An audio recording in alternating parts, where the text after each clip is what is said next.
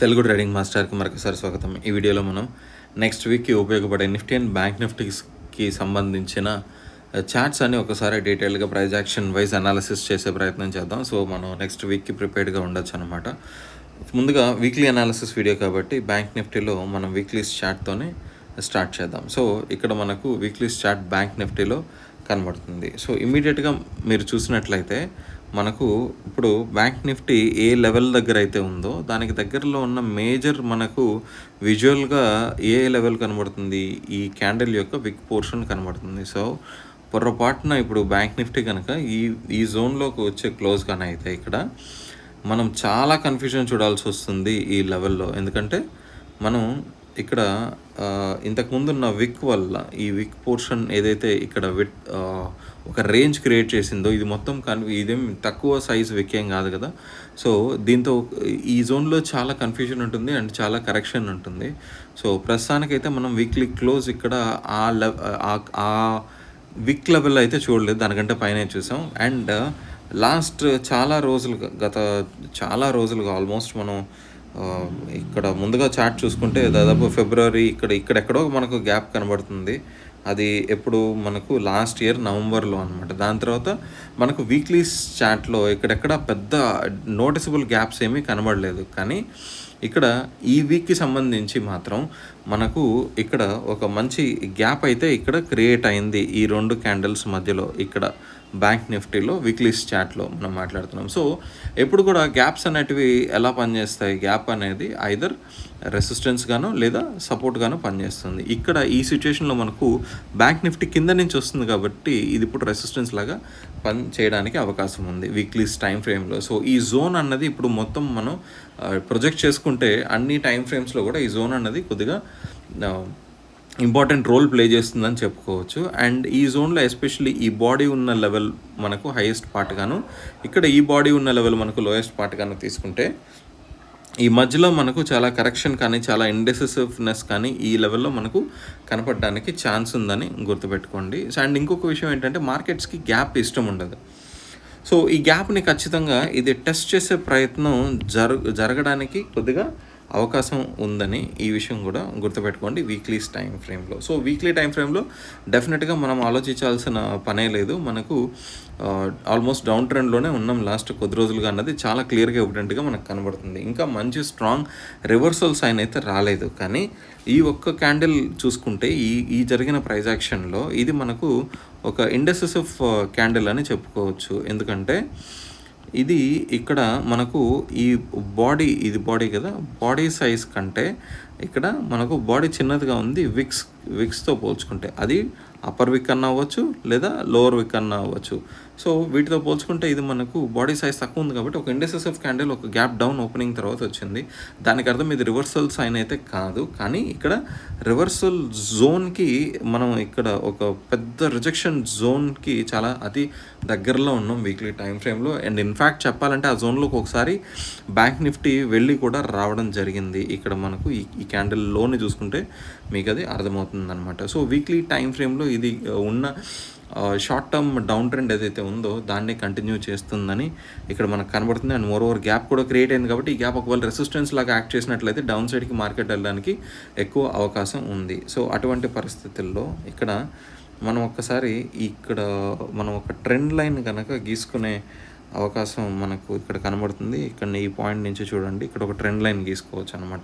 So ఈ trend లైన్ని base చేసుకొని మనకు ఒకవేళ ఇంత హ్యూజ్ ఫాల్ ఉంటే ఈ ట్రెండ్ లైన్ దగ్గర సపోర్ట్ దొరకడానికి మనకు ఒక చిన్న అవకాశం కనబడుతుంది బ్యాంక్ నిఫ్టీలో. బట్ అది చాలా దూరంగా ఉంది, జరుగుతుందో లేదో చూద్దాం. బట్ ఈ పాయింట్స్ అన్ని గుర్తుపెట్టుకోవడం మాత్రం చాలా ఇంపార్టెంట్ మనకు వీక్లీ టైం ఫ్రేమ్లో. ఇప్పుడు త్వరగా మనం ఒకసారి డైలీ టైం ఫ్రేమ్కి వచ్చేద్దాం.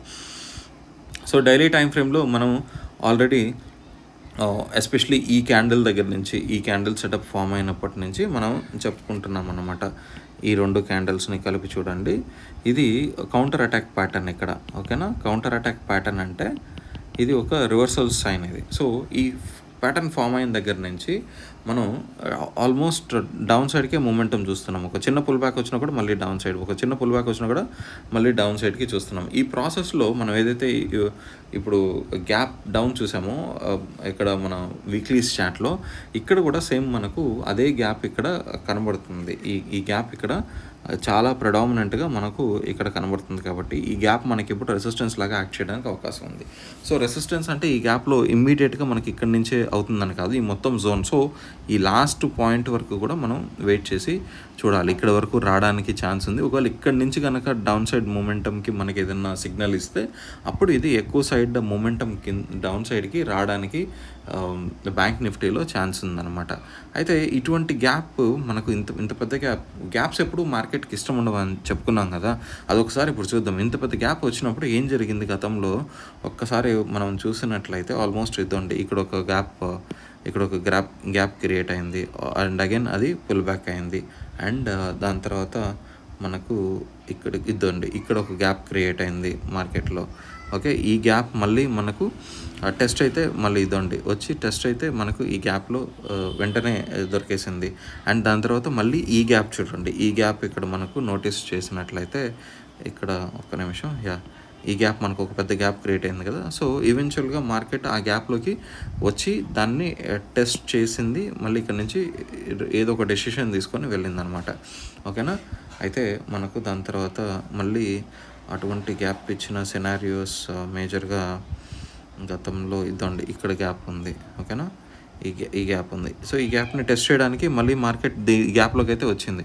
సో ఇక్కడికి వచ్చిన తర్వాత ఏదో ఒక డెసిషన్ ఫామ్ అవుతుంది అనమాట. ఇది మళ్ళీ ఇక్కడ నుంచి పైకి వెళ్ళడమో లేదా మళ్ళీ డౌన్ సైడ్కి రావడమో ఏదో ఒకటి ఫామ్ అవుతుంది. సో మార్కెట్స్కి గ్యాప్ ఖచ్చితంగా ఇష్టం ఉండదు. అండ్ ఇక్కడ చూసుకున్నట్లయితే గ్యాప్ చాలా టెస్ట్ చేయడానికి ప్రయత్నం చేస్తుంది మనకు bank Nifty. And more over ఇక్కడ ఆల్రెడీ మనకు ఒక ఇన్సైడ్ క్యాండిల్ ఫార్మేషన్ అన్నది మనం ఇక్కడ చూసాం. ఈ రెండు క్యాండిల్స్లో, ఈ క్యాండిల్ అండ్ ఈ క్యాండిల్లో చూస్తే ఈ క్యాండిల్ యొక్క రియల్ బాడీ మనకు ఆల్మోస్ట్ ఈ ముందు క్యాండిల్ బాడీలోనే ఉండడం వల్ల ఇది ఒక ఇన్సైడ్ క్యాండిల్ సెటప్ ఇక్కడ ఫామ్ చేసింది.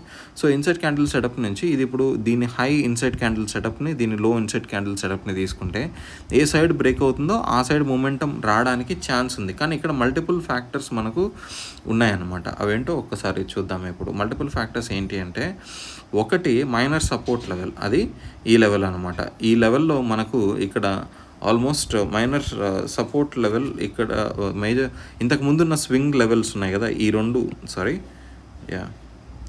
ఇంతకుముందున్న ఈ లెవెల్ని బేస్ చేసుకొని ఇక్కడ మనం ఒక జోన్ గీసినట్లయితే ఈ జోన్ మనకు ఇప్పుడు ఒక మైనర్ సపోర్ట్ లాగా యాక్ట్ చేయడానికి అవకాశం ఉంది. సో ఒకటి ఇది డౌన్ సైడ్కి బ్రేక్ అయితే ఈ జోన్ బ్రేక్ అవుతుందా లేదా చూసుకోవాలి. లేదా ఇది అప్ సైడ్కి బ్రేక్అవుట్ ఇచ్చింది అనుకోండి, మనకు అప్ సైడ్ మళ్ళీ ఇక్కడ ఒక జోన్ ఉంది కదా, ఇది గ్యాప్ జోన్ ఉంది కదా. సో ఇది మనకు రెసిస్టెన్స్ లాగా ఇప్పుడు యాక్ట్ చేయడానికి ఛాన్స్ ఉంది. సో అది కూడా గుర్తుపెట్టుకోవాలి. జస్ట్ ఓన్లీ ఇన్సైడ్ క్యాండిల్ ఫార్మేషనే కాదు.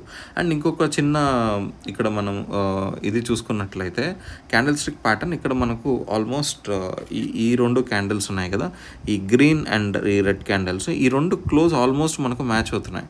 ఓకే, సో ఒకటి ఈ స్లైట్గా పైన క్లోజ్ అవ్వడం వల్ల ఈ గ్రీన్ క్యాండిల్ చూద్దాం ఒక్కసారి.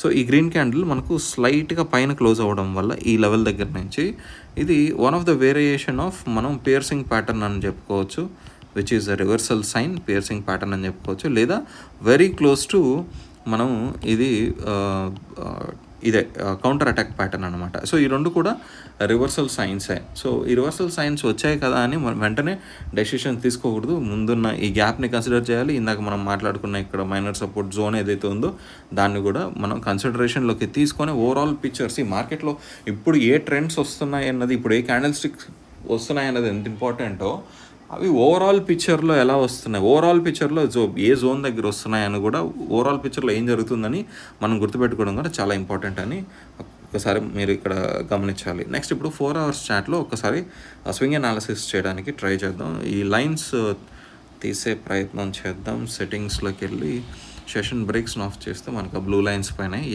చూడండి. ఇక్కడ మనం ఒక సెకండ్ ఈ లైన్స్ కూడా తీసేద్దాం. సో ఇది 4 hours చార్ట్ బ్యాంక్ నిఫ్టీలో.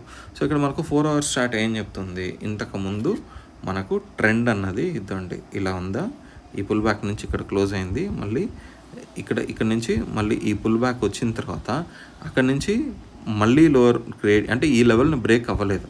ఆ లెవెల్ ఇది మేజర్ స్వింగ్ లెవెల్ అనుకుంటే, ఈ మేజర్ స్వింగ్ లెవెల్ని, అది ఒక మేజర్ స్వింగ్ లెవెల్, ఇది ఒక మేజర్ స్వింగ్ లెవెల్, ఇది మొత్తం ఇంపల్సివ్ మూవ్ అనుకుంటే, సో ఇక్కడ నుంచి దీన్ని బ్రేక్ అవ్వలేదు, దీన్ని బ్రేక్ అవ్వలేదు. సో న్యాచురల్గా ఈ ఈ రేంజ్ అనేది చాలా ఎక్కువ ఉండడం వల్ల న్యాచురల్గా ఈ మధ్యలో కన్ఫ్యూజన్ అనేది ఇంపార్టెంట్. సో ఇది మనకు లోయెస్ట్ పాయింట్ అని అప్పుడు అనుకోలేము, ఎందుకంటే దీనికంటే లో క్రియేట్ అవుతుందో లేదో తెలియదు. ఇప్పుడు ఆల్రెడీ క్రియేట్ అయింది, ఇప్పుడు దీన్ని లోయెస్ట్ పాయింట్ అనుకోలేము, ఎందుకంటే దీనికంటే లో క్రియేట్ అవ్వచ్చు, అవ్వకపోవచ్చు. కానీ ఈ మూవ్లో చూసుకుంటే ఈ మూవ్లో కూడా మనకు మళ్ళీ ఒక చిన్న పుల్ బ్యాక్స్ ఉన్నాయన్నమాట. ఇదండి, ఇక్కడ నుంచి వచ్చి ఇక్కడ పుల్ బ్యాక్ అయింది, ఇక్కడ నుంచి వచ్చి మళ్ళీ ఇక్కడ పుల్ బ్యాక్ అయింది, ఇక్కడ బ్రేక్అవుట్ అయింది, ఇప్పుడు మళ్ళీ ఈ లెవెల్లో ఉంది. సో ఇక్కడ నుంచి మళ్ళీ ఇది బ్రేక్అవుట్ అవుతుందా, సో ఇది ఈవెన్చువల్గా ఈ లెవెల్ని బ్రేక్ చేస్తుందా లేదా ఈ లెవెల్ని బ్రేక్ చేస్తుందా అన్నది ఇంపార్టెంట్ లార్జర్ పిక్చర్లో.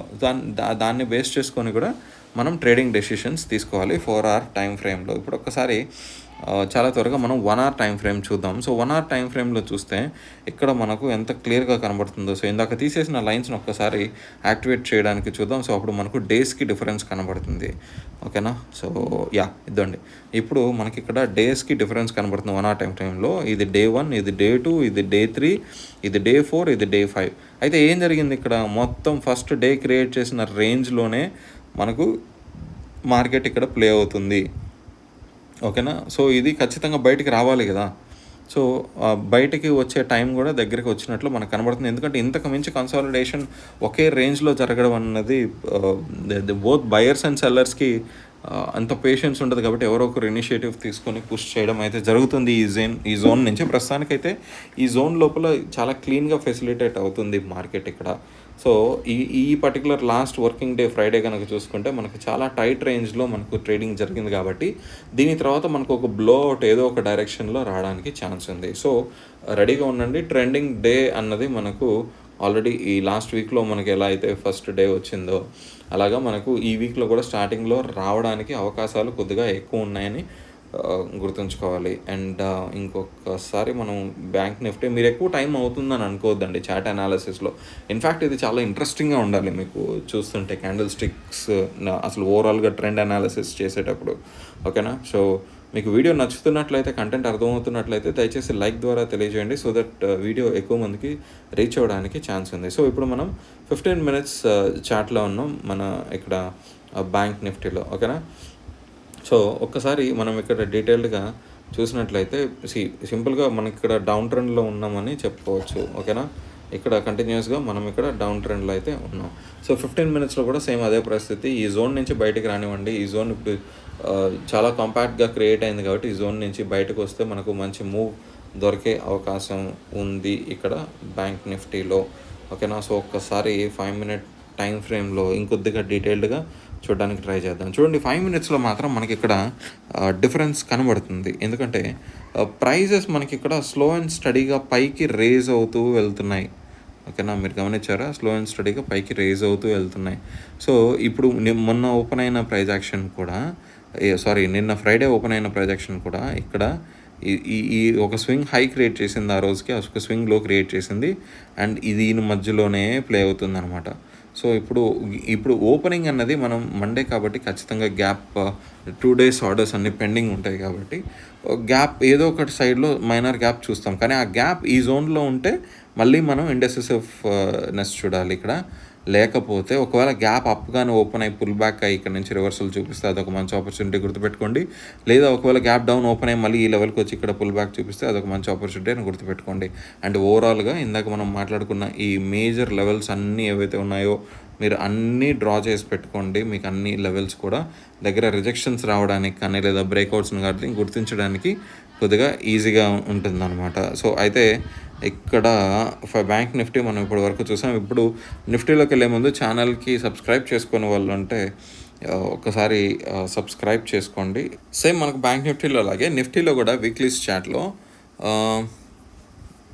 ఇక్కడ మనకు ఒక గ్యాప్ క్రియేట్ అయింది. ఫస్ట్ ఆఫ్ ఆల్ ఈ గ్యాప్ క్రియేట్ అయింది. ఈ గ్యాప్ అన్నది సేమ్ ఇందాక బ్యాంక్ నిఫ్టీలో మాట్లాడుకున్నట్లే ఇప్పుడు మనకు అదొక రెసిస్టెన్స్ లాగా యాక్ట్ చేయడానికి ఛాన్స్ ఉంది. అయితే గ్యాప్ రావడానికంటే ముందు మనకు రియల్ ప్రాబ్లం ఎక్కడి నుంచి స్టార్ట్ అయిందంటే ఇక్కడ వీక్లీస్ చార్ట్లో ఈ పర్టికులర్ క్యాండిల్ మనకి ఇక్కడ ఈ క్యాండిల్ ఉంది కదా, ఇది ఒక షూటింగ్ స్టార్ క్యాండిల్, ఓకేనా.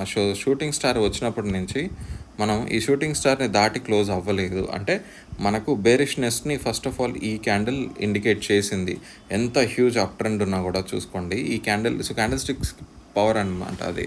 సో మనకి క్యాండిల్ స్టిక్ షూటింగ్ స్టార్ వచ్చినప్పటి నుంచి మనం చాలా కన్ఫ్యూజన్ చూస్తున్నాం. కానీ మొత్తానికైతే ఎంత హైస్కి వెళ్ళినా కూడా దీన్ని దాటైతే ఈ లెవెల్ కంటే పైన అయితే మనం క్లోజ్ చూడలేకపోయాము నిఫ్టీలో.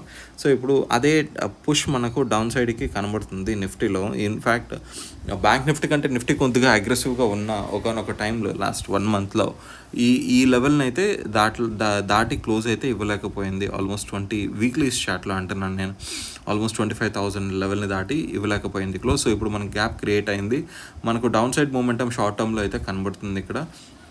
అయితే ఇక్కడ నుంచి మనం మళ్ళీ నెక్స్ట్ వీక్కి ఎలా చూసుకోవచ్చు అంటే దీన్ని ఇక్కడ ఈ గ్యాప్ డౌన్ సైడ్ క్రియేట్ అయింది కాబట్టి ఇది రెసిస్టెన్స్ లాగా యాక్ట్ చేస్తుంది. అయితే ఈ గ్యాప్ని ఫిల్ చేసే ప్రయత్నం వచ్చినప్పుడు ఎవ్రీ పుల్ బ్యాక్ ఈ లెవెల్కి, ఈ లాస్ట్ లెవెల్కి వచ్చి ఇక్కడ నుంచి మనకి ఎప్పుడైతే మనం రిజెక్షన్స్ అక్కడి నుంచి చూస్తామో అక్కడి నుంచి మనం డౌన్ సైడ్ ట్రేడ్ తీసుకోవడానికి ట్రై చేయొచ్చు అనమాట. సో నిఫ్టీలో డెఫినెట్గా కంటిన్యూస్ అప్ ట్రెండ్ అయితే లేదు, అది బ్రేక్ అయింది, డౌన్ సైడ్కి మూమెంటం స్టార్ట్ అయింది. కానీ ఇప్పుడు ఒక చిన్న పుల్ బ్యాక్ ఈ గ్యాప్లోకి వచ్చే ఛాన్స్ ఉంది, అది గుర్తుపెట్టుకోండి. అండ్ ఒకసారి డైలీ స్టాట్ చూద్దాం మనం. డైలీ స్టాట్లో సో ఇక్కడ కూడా సేమ్ అదే పరిస్థితి. మనకు చాలా పెద్ద గ్యాప్ ఇక్కడ కనబడుతుంది నిఫ్టీలో. సో ఈ గ్యాప్ ఇప్పుడు మనకు పుల్ బ్యాక్ టువర్డ్స్ ఈ గ్యాప్ కనబడుతుంది. ఈ లాస్ట్ లెవెల్ నుంచి ఎప్పుడైతే మీరు రిజెక్షన్ చూస్తారో మళ్ళీ డౌన్ సైడ్కి రావడానికి ఛాన్స్ ఉందని గుర్తుపెట్టుకోండి. ప్రైజెస్ అన్నీ మనకు ఇక్కడ అక్యుములేట్ అవుతున్నాయి. ఇది ఒక మనకి అక్యుములేషన్ జోన్ లాగా ఇది కనబడుతుంది. అండ్ ఇప్పుడు మనం ఇక్కడ నుంచి డౌన్ సైడ్ రావడానికి చాలా అంటే లాస్ట్ కొద్ది రోజులుగా చూసుకుంటే మనకు ఈ అట్లీస్ట్ లాస్ట్ 2 days తీసుకున్నా కూడా మనకు హయ్యర్ లోస్ అన్నవి క్రియేట్ అవుతున్నాయి అన్నమాట. సో లాస్ట్ ఫ్రైడే కూడా అదే పరిస్థితి. ఇన్ఫ్యాక్ట్ 2 రెడ్ క్యాండిల్స్ ఉన్నా కూడా మనకు దీని లో కంటే దీని హయ్యర్ లో క్రియేట్ అయింది అండ్ దీని క్లోజ్ కంటే ఇక్కడ హయ్యర్ క్లోజ్ క్రియేట్ అయినాయి అన్నమాట. సో ఇప్పుడు ఈ గ్యాప్ అనేది చాలా important and crucial role play చేస్తుంది డైలీ టైం ఫ్రేమ్లో. ఈ మొత్తం జోన్ గీసి పెట్టుకోండి. మీకు ఈ మొత్తం జోన్నే మీకు నెక్స్ట్ వీక్ అంతా కూడా ఉపయోగపడుతుంది అనమాట. సో ఈ జోన్లో ఉన్నప్పుడు ట్రేడింగ్ చాలా తక్కువ చేయాలని గుర్తుపెట్టుకోండి, ఓకేనా. సో ఇప్పుడు స్ట్రైట్ అవే మనం నిఫ్టీలో 4 hours చార్ట్కి వచ్చేద్దాం.